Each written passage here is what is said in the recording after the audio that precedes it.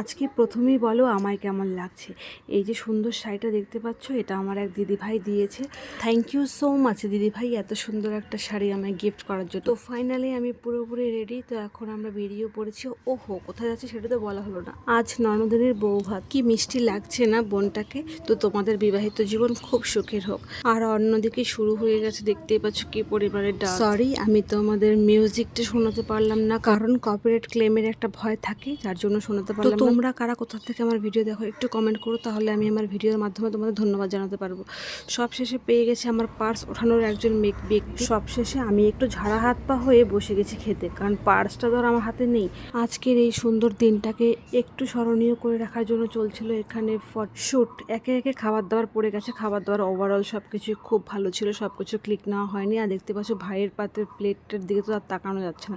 সবশেষে এখন বাড়ি ফেরার পালা। তো আজকে এই পর্যন্ত, টাটা সকল।